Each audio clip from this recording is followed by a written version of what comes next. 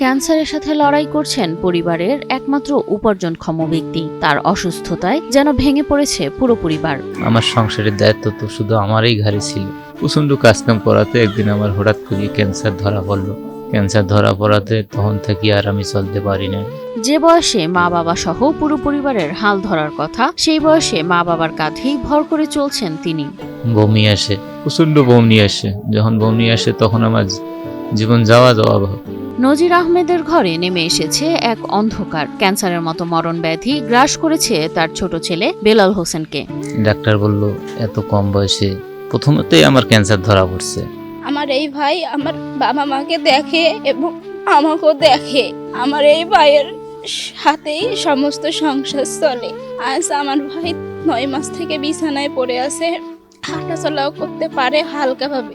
এখন এই 1 সপ্তাহ আগে আবার রিপোর্ট করছে, বলছে যে পাকস্থলীর অবস্থা খুব খারাপ, 1 সপ্তাহের মধ্যে অপারেশন করা লাগবে। যে বয়সে বৃদ্ধ মা বাবার সেবা করার কথা, সেই বয়সে উল্টো তাদের সেবায় নিতে হচ্ছে এক সন্তানকে। এই চিন্তা যেন তিলে তিলে শেষ করছে বেলালকে। আমি অনেক চিকিৎসাপাতি করছি, সংসারের টাকা পয়সা সমস্ত শেষ করে ফেলছি। বিয়ে শাদিও করতে পারি নাই, যে শরীরের অবস্থা। আজ বিয়ে শাদি করে হুট করে যদি মারা যায় কি হবে? সংসারে আরো ঝামেলা বেশি হবে। বিয়ে শাদিও করতে পারি নাই। মাঠঘাট দাপিয়ে বেড়ানো বেলাল হঠাৎই একদিন অসুস্থ হয়ে পড়ে। সে বুঝতে পারেনি মরণব্যাধি ক্যান্সার বাসা বেঁধেছে তার শরীরে। আগে তো অল টাইম আমি কৃষি কাজ করতাম। হঠাৎ করে একদিন আমার শরীরে প্রচন্ড ব্যথা উঠলো পেটের মধ্যে। আমি বাসায় আসলাম, আসার পরে মাকে জিজ্ঞেস করলাম যে আমার শরীর বেশি এমনটা ভালো লাগতেছে না। মা বাবার চোখের সামনে সন্তানের জীবন ধীরে ধীরে নিভে যাচ্ছে, কিন্তু তাদের কিছুই করার নেই। এটি এক অসহায় পিতামাতার সবচেয়ে ভয়ঙ্কর পরিস্থিতি। ডাক্তারের কাছে গেলাম, গ্যাস্ট্রোলিন ডাক্তারের কাছে রংপুরে। আমাকে একে একে 2 বার এন্ডোস্কোপি করছে। একসময় কর্মচঞ্চল ছিলেন রংপুরের বেলাল। পরিবারের পাশে দাঁড়াবেন, বাবা মাকে দেখবেন, এটি ছিল তার একমাত্র স্বপ্ন। কিন্তু সেই স্বপ্ন ধীরে ধীরে হারিয়ে যাচ্ছে দুরারোগ্য ক্যান্সারের অন্ধকারে। ডাক্তার আবারও আমাকে ডেট দিল যে তুমি আবার অমুক দিন আসো, আমরা আরো একবার দেখবো। এত কম বয়সে তো ক্যান্সার আসার কথা নয়। আবারও আমাকে এন্ডোস্কোপি করাইলো।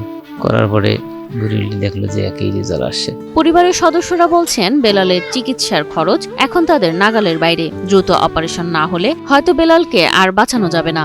অপারেশন করতে হবে। এখন আমার তো টাকা পয়সা আগের থেকে তো যা টাকা পয়সা ইনকাম করছিলাম সেটা তো এই রোগের পাশতে শেষে। এখন আমার আর দেওয়ার মতন কোনো উপায় নাই।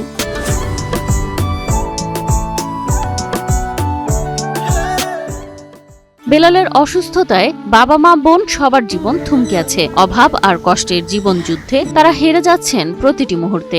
এটি ওষুধ খেলেই ওটি ওষুধ খেলেই কোনো কাজই হয় না। আর ছেলে একদিন হঠাৎ করিয়ে এমন অসুস্থ হইলো, পায়খানা হয় না, পায়খানার ওষুধ খাইছে। তারপরে খাবার রুচি নেই, এমন অসুস্থ হইলে ছেলে আমার, আমি জানি যে আজকেই শেষ।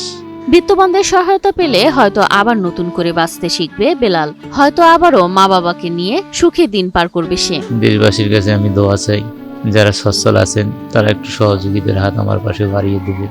এটা আপনার কাছে আমার অনুরোধ। এতটুকু আমার কাছে অনুরোধ, আমি যেন সুস্থ হয়ে আমার বাবা মাকে যেন আবারও দেখতে পারি, সংসারটা যেন আমি আমার কাঁধে নিতে পারি।